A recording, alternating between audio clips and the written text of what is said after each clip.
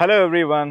అయితే ఈ బైక్ గురించి చాలామంది అడుగుతారు అనమాట. నీకు ఆన్ రోడ్ ప్రైస్ ఎంత పడ్డది, ఎక్స్ షోరూమ్ ప్రైస్ ఎంత, టోటల్ ఎంత ఖర్చు వచ్చింది, మోడల్ ఏంటి అన్నీ అడుగుతున్నారు అనమాట. సో ఆ డీటెయిల్స్ అన్నీ మీకు ఇప్పుడు చెప్తాను నేను. ఫస్ట్ థింగ్, ఈ బైక్ మోడల్ వచ్చేసి 2025 బెటాలియన్ బ్లాక్. ఓకే, సో మీరు అబ్జర్వ్ చేస్తే ఈ బైక్కి సింగిల్ ఛానల్ ఏబిఎస్ ఉంటుంది, సింగిల్ డిస్క్ ఉంటుంది, వెనకాల డ్రమ్ బ్రేక్స్ ఉంటాయి. ఓకే, సో ఇది kind of standard first model, ఇది second model battalion black. So నేను స్టాండర్డ్ తీసుకుందాం అనుకున్నా, అంటే డబల్ డిస్క్ తీసుకుందాం అనుకున్నా, కానీ నాకు వింటేజ్ మోడల్ కావాలి. వింటేజ్ మోడల్ కావాలి.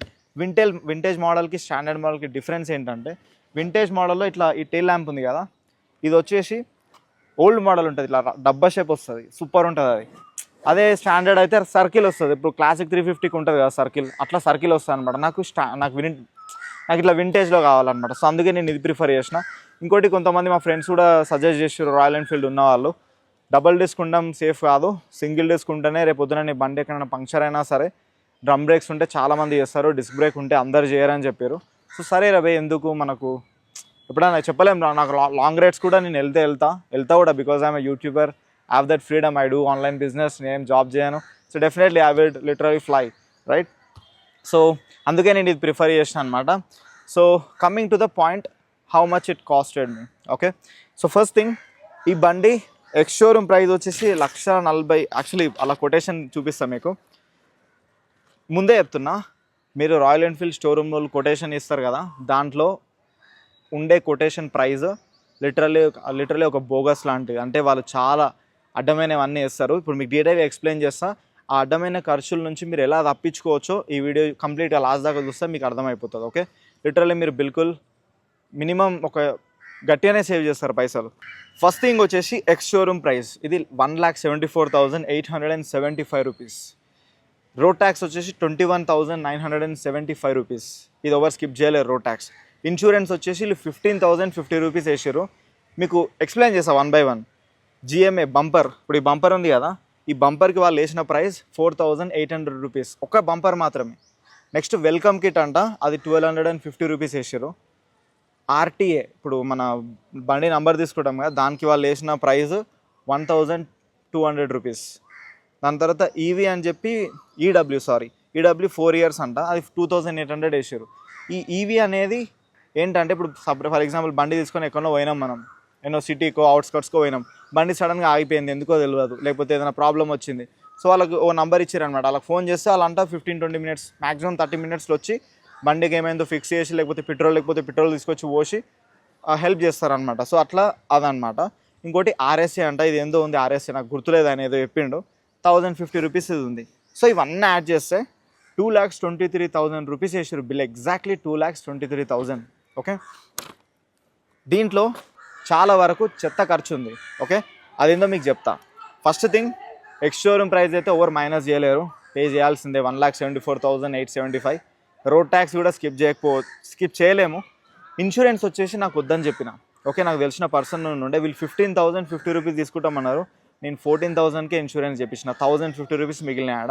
ఇంకోటి బంపర్, ఈ బంపర్ ఉంది కదా, ఈ బంపర్ వాళ్ళు 4,800 వేసారు, నాకు వద్దని చెప్పిన. ఎందుకంటే మా బాబాయ్ కూడా రాయల్ ఎన్ఫీల్డే, మా బాబాయ్ది, ఆయనది మిట్రో, అయినది పేరు చక్కగా తెలియదు నాకు, మీట్రోనే ఏదో ఉంటుంది దాని పేరు. ఓకే, సో అయితే ఆయనకు తెలిసిన వాళ్ళు ఉన్నారు కింగ్ కోటిలా.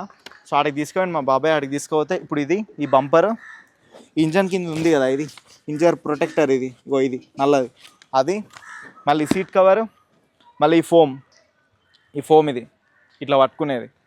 సో ఇవన్నీ నాకు 4,200లో వచ్చినాయి, with bumper, seat cover, foam, కింద రేకు, 4,200లో అయిపోయింది. బట్ అదే రాయల్ ఎన్ఫీల్డ్ షోరూమ్ వాళ్ళు ఇది ఒక్క బంపర్కి 4,800 అడిగారు. ఇక మీరు అర్థం చేసుకోండి, అర్థమైందా? సో అది 4,800 ఆడ బచాయించిన. నెక్స్ట్ వెల్కమ్ కిట్ 1,250 రూపీస్ అంట. ఆ వెల్కమ్ కిట్లు ఏమున్నాయి తెలుసా, 3-4 స్టిక్కర్లు ఉన్నాయి, ఇంకేదో కీచెన్ ఉంది, అది కూడా ఏం బాగాలేదు, సంథింగ్ ఇంకేదో ఉంది, నాకు అంత అబ్జర్వ్ చేయలే, నాకు వద్దని చెప్పిన.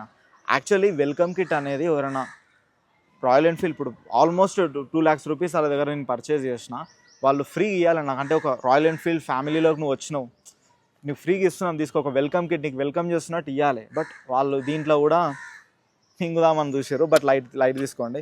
నెక్స్ట్ ఆర్టీఏ, ఇది ఆప్షనల్ అంట, అంటే లైక్ నాకు స్పెసిఫిక్ నంబర్ కావాలని చెప్పిన, సో ఆ నంబర్ ఏంటనేది మనం తర్వాత డిస్కస్ చేద్దాము. సో ఆ నంబర్ కావాలని చెప్పిన కాబట్టి వాళ్ళు రిజిస్ట్రేషన్ ఫీజు అనేది తీసేసారు. బట్ 1200 యాక్చువల్లీ 1000 రూపీసే అది. వాళ్ళు 1200 వేసి 200 పట్టుకోరు, 1000 రూపీస్ క్యాన్సిల్ చేశారు. తర్వాత ఈడబ్ల్యూ 4th ఇయర్ అంట. అదే చెప్పినా కదా, బండికి ఏమైనా అయితే వచ్చి తీసుకుపోతారు, రిపేర్ చేస్తారు, సంథింగ్ లైక్ దట్. అది 2800, అది కూడా అవసరం లేదని చెప్పిన, అది కూడా క్యాన్సిల్ చేశారు. అది జనరల్లీ బైక్కి అది 3 ఇయర్స్ ఏమో వస్తుందంట. 3 ఇయర్స్ వచ్చినాక ఇలా అడిషనల్ 4 ఇయర్స్ అంట. ఎందుకు 3 ఇయర్స్ చాలు కదా. సో అందుకే 3 ఇయర్స్ వద్దని క్యాన్సిల్ చేసిన 2800 రూపీస్ మైనస్ అయినాయి. నెక్స్ట్ ఆర్ఎస్ఏ 1050 రూపీస్ అంట. అది ఏందో తెలియదు, ఆప్షనల్ అన్నారు, అది కూడా క్యాన్సిల్ చేసిన. సో టోటల్లీ నేను పే చేసింది షోరూమ్ వాళ్ళకి 21st రోజు నేను పే చేసిన. 17th రోజు నేను బండి బుక్ చేసిన, 21st రోజు పోయి క్యాష్ పేపర్ వర్క్ అంతా చేసుకున్నా, 22nd రోజు నా బర్త్డే బైక్ తీసుకున్నా. సో 21st రోజు నేను పే చేసింది 1,97,050 రూపీస్ పే చేసిన. ఓకే, నేను ఈఎంఐ దగ్గరికి వెళ్ళలేదు, నాకు ఈఎంఐ నచ్చదు, నేనేమన్నా నెట్ పేమెంట్ కట్టే తీసుకుంటా. సో 1,97,050 రూపీస్ పే చేసిన. ఇంకోటి ఇన్సూరెన్స్ బయట తీసుకున్నా 14,000 నాకు తెలిసిన పర్సన్ దగ్గర. అండ్ నెక్స్ట్ 4,200 ఈ బంపర్ ఇవన్నీ ఎక్స్ట్రా ఫిట్టింగ్స్ 4,200 కింగ్కోటిలో వేయించుకున్నా. మీరు ఒకవేళ కొత్త బైక్ తీసుకుంటే కంపల్సరీ ఇవన్నీ అవాయిడ్ చేయండి. మీరు 5,000 లోపల మీరు ఎక్స్ట్రా ఫిట్టింగ్స్ అన్నీ చేయించుకోవచ్చు. Okay, next thing 2,000 rupees RTO fee నేను ఇంకా ఇందులో ఇంక్లూడ్ చేస్తలే, కానీ అంటే ఇప్పుడు బండికి ఏం పే చేయలేదు, కాబట్టి సపరేట్ పెట్టుకున్నాను. ఎందుకంటే నాకు స్పెసిఫిక్ నెంబర్ కావాలన్నా కదా, దానికోసం నేను 2,000 ఫస్ట్ ఫీజు పే చేయాలి. 2 వీలర్స్కి ఏమో 2,000 ఉంటుంది, 4 వీలర్స్కి ఏమో 5,000 ఉంటుంది. సో ఆ 2,000 అందుకే పెట్టినా. ఇంకోటి ఏంటంటే ఇప్పుడు నాకు కావాల్సిన నెంబర్ వేరే వాళ్ళు వచ్చారు అనుకో కావాలని, అప్పుడు మళ్ళీ మా మధ్యలో బిడ్ నడుస్తుంది, వేలం నడుస్తుంది అనమాట. ఒక స్పెసిఫిక్ అమౌంట్ వరకు వేలం వాడడానికి కూడా రెడీ ఉన్నా నేను. ఇప్పుడు ఆ అమౌంట్ కానీ నంబర్ కానీ నేను చెప్పాను, తర్వాత వీడియోలో చెప్తాను మీకు, బట్ ఇన్ఫర్మేషన్ అయితే ఇస్తా. సో ఇదనమాట. సో ఓవరాల్ నా బండికి ఇప్పటి వరకు ఖర్చు వచ్చింది 2,17,250 రూపీస్.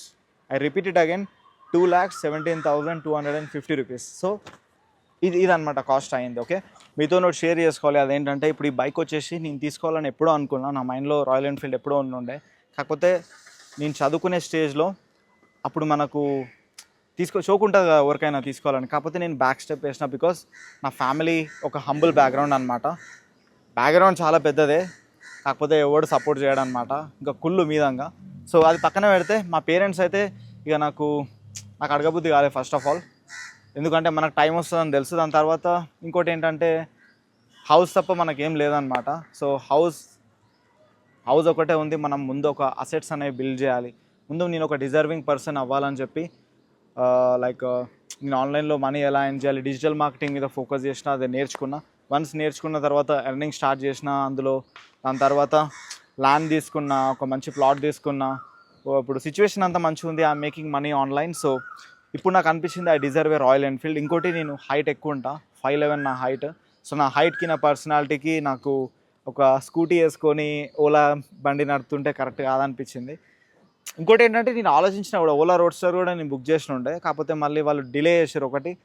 అప్పటికి నా మైండ్లో ఉంది రాయల్ ఎన్ఫీల్డ్ అని. కాకపోతే నేను ఇప్పుడు కాదు రైట్ టైం అనుకున్నా, కానీ this is the right time. Because నేను ఇంకా అంటే మేబీ ఇప్పుడు కాకపోతే ఇంకెప్పుడు ఎంజాయ్ చేయాలనిపించింది. బికాస్ చూడండి, నేను తీసుకోవడంలో ఒక అర్థం ఉంది. నేను ఎప్పుడు తీసుకున్నా రాయల్ ఎన్ఫీల్డ్, నేను నా ఫ్యామిలీని కొంచెం సెట్ చేసిన తర్వాత, అంటే ఒక ల్యాండ్ తీసుకున్నా, ఒక ప్లాట్ తీసుకున్నా, మా మమ్మీకి గోల్డ్ చేయించిన మొత్తం. ఓకే, మొత్తం అంతా సెట్ అయినాక ఇంటిని చాలా రెనోవేషన్, మా హౌస్ని రెనోవేషన్ చేయించిన, చాలా చేసిన తర్వాత I got a bike. Okay, my favourite bike.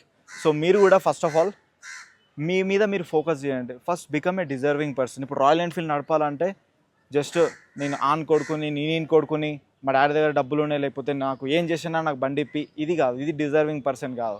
నువ్వు మనీ ఎర్న్ చేయగలగాలి. ఓకే, నీ దగ్గర ఒక స్కిల్ ఉండాలి. You should be able to make money online or whatever it is. If you make that kind of money, then you deserve this. Now I deserve this Royal Enfield.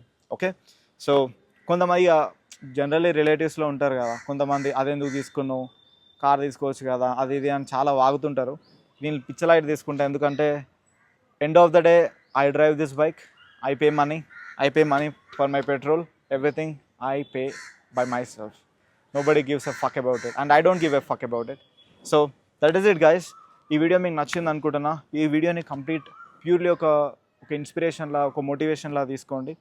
Okay, and next thing, మీరు bike తీసుకుంటే మాత్రం royal Enfield ఇలాంటి mistakes అన్నీ అక్కడ చేయకండి. ఈ waste cars అంతా మీరు వద్దని చెప్పండి. వాళ్ళు అవి తీయనీకి ఉండదు అది ఇది అని చెప్పినా చెప్తారు. లేదు సార్ మాకు వద్దు, మాకు బయట ఇన్సూరెన్స్ ఏజెంట్ బయట ఉన్నాడు, మేము బయట ఫిట్ చేయించుకోవడం అని గట్టిగా చెప్తే వాళ్ళు క్యాన్సిల్ చేసేస్తారు, అంటే రిమూవ్ చేస్తారు అవి. So that you can save lot of money. Okay, thank you so much for watching this video till here. I'll see you in the next video.